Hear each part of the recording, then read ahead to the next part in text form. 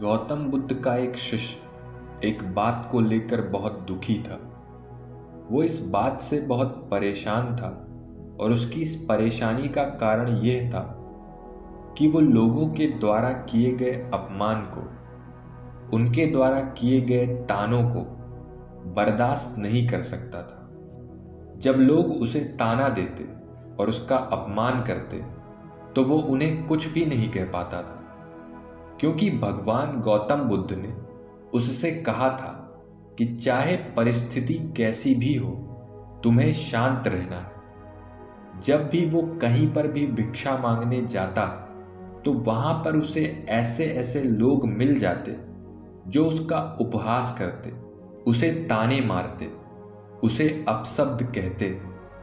जब वो कहीं भिक्षा लेने जाता तो कई बार कुछ लोग उसे इतना कहते कि इतने बड़े हो गए हो, अभी भी मांग कर खाते हो, तुम्हें शर्म नहीं आती।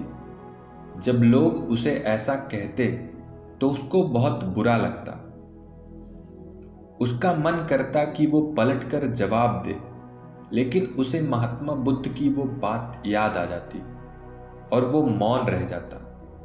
कुछ लोग तो उसे ये भी कहते हैं कि तुम अपने माँ बाप को छोड़कर इस ढोंगी साधु के साथ क्या कर रहे हो? तुम पागल हो चुके हो, तुम्हारी बुद्धि भ्रष्ट हो चुकी है, तुम अपने जीवन को व्यर्थ में ही गंवा रहे हो, तुम उस बुद्ध की बातों में आकर ये सब कर रहे हो। क्या तुम खुद ये नहीं सोच सकते कि तुम ये क्या कर रहे हो? क्या तुम्हारे पास कोई बुद्धि नहीं है जो तुम दूसरों की बातों में आकर इस तरह से भीख मांग रहे हो? भगवान ने तुम्हें 2 हाथ पैर दिए हैं, कमा कर क्यों नहीं खाते? उन सब की ऐसी बातें उस शिष्य को बिल्कुल भी अच्छी नहीं लगती थी। वो उनकी बातों का जवाब देना चाहता था, लेकिन वो क्या करे, चाहकर भी उनकी बातों का जवाब वो नहीं दे पाता था, क्योंकि महात्मा बुद्ध ने अपने सभी शिष्यों से कह रखा था कि चाहे तुम्हें कोई कुछ भी कहे, लेकिन तुम्हें उनके साथ अच्छा व्यवहार करना है, हमेशा दया दिखानी है, क्रोध नहीं। इसलिए वो शिष्य चुपचाप वहां से निकल जाता। लेकिन अगर हमारा कोई अपमान करता है और हम उन्हें कुछ भी नहीं बोलते हैं, कुछ भी नहीं कहते हैं, तो वो अपमान का कड़वा घूंट हमें अंदर ही अंदर खाता रहता है। हम अंदर ही अंदर दुखी होते रहते हैं। ये विचार हमारे अंदर निरंतर चलते रहते हैं कि उसने मुझे ऐसा कहा। विचारों का घमासान युद्ध हमारे भीतर चलता रहता है। उस शिष्य का भी यही हाल था। वो उन लोगों को मुंह तोड़ जवाब देना चाहता था, लेकिन महात्मा बुद्ध के कहे अनुसार वो कभी भी किसी को कुछ भी नहीं कह पाता था। जब भी वो वापस आश्रम लौट कर आता तो भुजा भुजा सा रहता। महात्मा बुद्ध ने उस शिष्य को देखकर समझ लिया था कि कुछ तो बात है जो इस शिष्य को अंदर ही अंदर खाए जा रही है।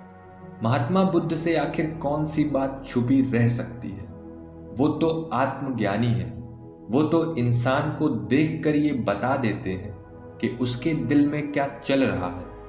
उन्होंने उस शिष्य के मन के विचार भी पढ़ लिए।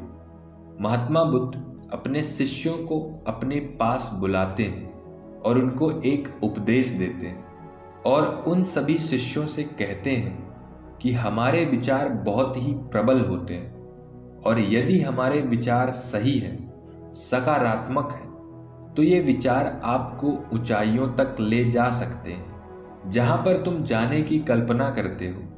और यदि तुम्हारे विचार नकारात्मक हैं तो ये आपको पाताल में गिराने में भी सक्षम है। बुद्ध का ये उपदेश सुनकर वो शिष्य मन ही मन कहता है कि गुरुदेव, जो भी आप कह रहे हैं वो सारी बातें बेकार हैं। असली समस्या क्या है ये तो गुरुदेव को पता भी नहीं है। लोग तो हमें कुछ भी नहीं समझते, हमारा आदर नहीं करते, हमारा उपहास करते हैं, हमें भला बुरा कहते हैं, जबकि गुरुदेव तो हमेशा शांत रहने का ही उपदेश देते हैं।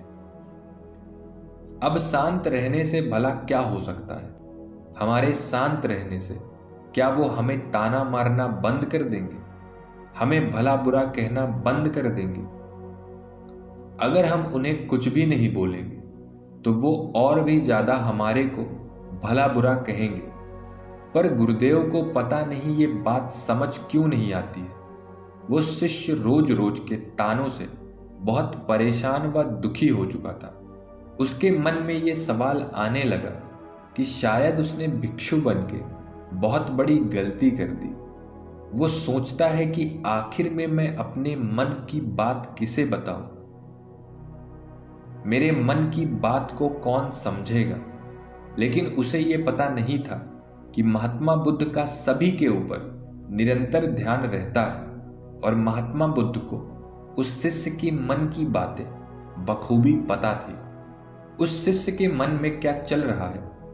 फिर एक दिन महात्मा बुद्ध ने उस शिष्य को अपने पास बुलाया और उससे कहा कि पुत्र, हमारा मन केवल उन पर ध्यान देता है जो बातें हमारे दिल पर चोट करती है, हमें कष्ट पहुंचाती है, हमें दुख व तकलीफ देती है। जबकि ऐसे लोग जो हमारे मन को चोट पहुंचा सकते हैं, ऐसे लोगों की संख्या बहुत ही कम है। और वहीं दूसरी तरफ जो लोग हमारा साथ देते हैं, हमें प्रोत्साहित करते हैं, हमारे दुख में हमारे साथ खड़े रहते हैं, ऐसे लोगों की संख्या बहुत ज़्यादा है। लेकिन हमारा मन कभी भी इन चीज़ों की तरफ ध्यान नहीं देता है जो हमारे साथ हैं, और हमारा मन केवल उन्हीं चीज़ों पर ध्यान देता है जो हमें दुख पहुंचाते हैं, जो हमें भला बुरा कहते हैं। महात्मा बुद्ध की बातें सुनकर वो शिष्य मन ही मन सोचने लगा कि ये तो बुद्ध हैं, इन्हें क्या पता कि हम पे क्या बीत रही है। जब हम भिक्षा मांगने जाते हैं तो लोग हमें भला बुरा कहते हैं, हमारा अनादर करते हैं, हमारा उपहास उड़ाते हैं। ये सब बातें भला इन्हें कैसे पता चलेगी।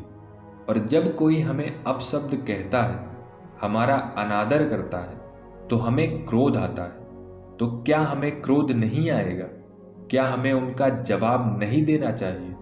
मैं तो सम्मान पाने के लिए भिक्षु बना था, लेकिन मुझे क्या पता था कि मुझे सम्मान से ज्यादा अपमान झेलना पड़ेगा, लोगों के ताने सुनने पड़ेंगे। जब यह सारी बातें वो शिष्य अपने मन में सोच रहा था, तब महात्मा बुद्ध उसके मन में चल रही सारी बातों को पढ़ रहे थे।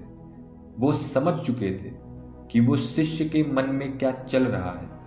फिर एक दिन महात्मा बुद्ध ने उस शिष्य को अपने पास बुलाया और उससे कहा कि पुत्र, आज मैं तुम्हारे साथ भिक्षा मांगने चलूंगा। महात्मा बुद्ध की यह बात सुनकर वो शिष्य बहुत प्रसन्न हुआ और सोचने लगा कि यदि गुरुदेव मेरे साथ चलेंगे तो लोग मेरा सम्मान अपने आप ही करेंगे, और जिस सम्मान के लिए मैं भिक्षु बना था वो सम्मान मुझे आज मिल भी जाएगा। इसीलिए वो महात्मा बुद्ध के साथ जाने को तैयार हो जाता है। और फिर महात्मा बुद्ध और वो शिष्य दोनों एक नगर में भिक्षा लेने के लिए निकल जाते हैं। जब वो उस नगर में पहुंचे तो सभी लोगों ने उसका आदर सत्कार किया, सभी लोगों ने उनको भिक्षा दी, सभी ने उनके साथ प्रेम पूर्वक व्यवहार किया, सभी लोगों ने उनके साथ बहुत ही अच्छे तरीके से बात की। ये सब देखकर वो शिष्य मन ही मन सोचता है कि देखा, जैसा मैंने सोचा था वैसा ही हुआ। क्योंकि महात्मा बुद्ध एक राजा के पुत्र हैं, इसीलिए लोग इनका आदर सत्कार करते हैं, इनको सम्मान देते हैं। जबकि लोग हमारा अपमान करते हैं, हमें अपशब्द कहते हैं। फिर से जब महात्मा बुद्ध और वो शिष्य उस नगर से भिक्षा लेकर निकले तो उसके बाद वो दूसरे नगर में गए। और जब वो उस नगर में पहुंचे तो लोगों ने महात्मा बुद्ध का खूब अनादर किया।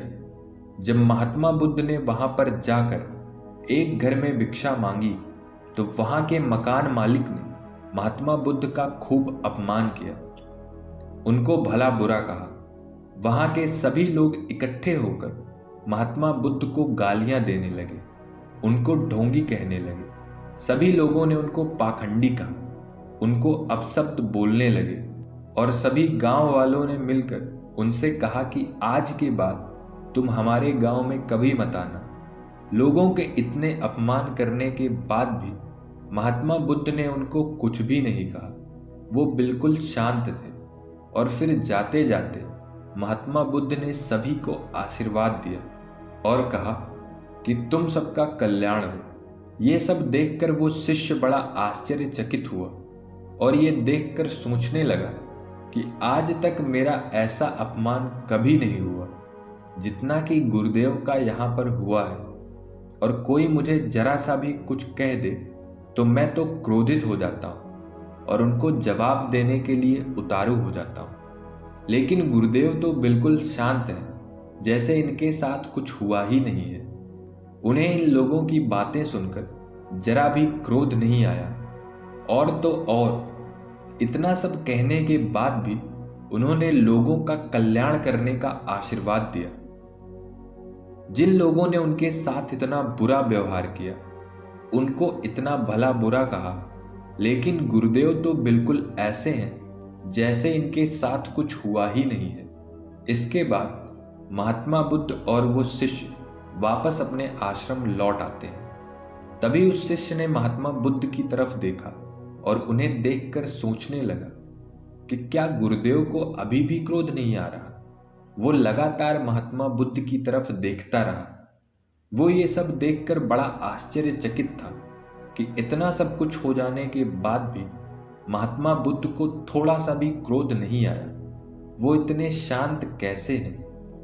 ये तो उसी तरीके से शांत हैं जैसे वो पहले थे। उनके मन में किसी भी प्रकार की कोई हलचल नहीं थी। उनके चेहरे पर किसी भी तरह की कोई तकलीफ नहीं थी। ये सब देखकर वो शिष्य महात्मा बुद्ध से कहता है, हे गुरुदेव, आप इतने शांत कैसे हैं?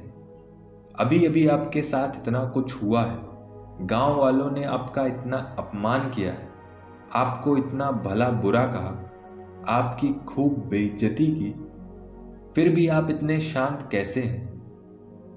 अब हम उस गांव में कभी नहीं जाएंगे।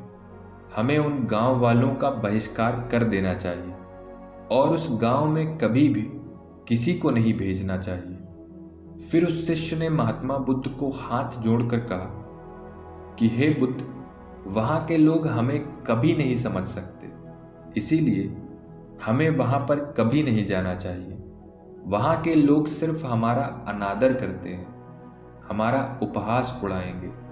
हमें वहां के हर एक व्यक्ति का बहिष्कार कर देना चाहिए। जो हमारी बातों से सहमत नहीं, भला हमें वहां क्यों जाना? उस शिष्य की ऐसी बातें सुनकर बुद्ध मुस्कुराए और उस शिष्य को अपने पास बिठाया और उससे कहा कि मान लो एक व्यक्ति है जिसे एक गड्ढा खोदना है, तो क्या पृथ्वी उसका विरोध करेगी? यह सुनकर वो शिष्य बोला कि बिल्कुल नहीं गुरुदेव। फिर महात्मा बुद्ध ने उस शिष्य से एक और प्रश्न किया। उससे कहा कि मान लो इस नीले आकाश में कोई विभिन्न रंगों से कोई चित्र बनाना है जिसकी वो कल्पना करता है, तो क्या उस नीले आकाश में चित्र बना सकेगा? ये सुनकर वो शिष्य बोला कि गुरुदेव, ये तो संभव नहीं है। ये सुनकर महात्मा बुद्ध ने कहा कि बिल्कुल सही, क्योंकि वो ऐसी जगह है जिसमें वो कभी रंग भर ही नहीं सकता है। आकाश में हमें सब कुछ दिखाई पड़ता है, लेकिन हकीकत में वहां पर कुछ भी नहीं होता। फिर महात्मा बुद्ध ने अपने उस शिष्य से अगला प्रश्न किया कि मान लो कोई व्यक्ति एक जलती हुई मसाल लेकर आता है और वो जलती हुई मसाल से नदी में आग लगाना चाहे, तो क्या यह संभव है? क्या वो नदी में आग लगा सकता है? महात्मा बुद्ध की ये बात सुनकर वो शिष्य बोला, गुरुदेव, ये भी संभव नहीं है। यह सुनकर महात्मा बुद्ध ने कहा कि बिल्कुल सही, क्योंकि नदी में जलने का गुण नहीं है, क्योंकि नदी तो बुझाने का कार्य करती है।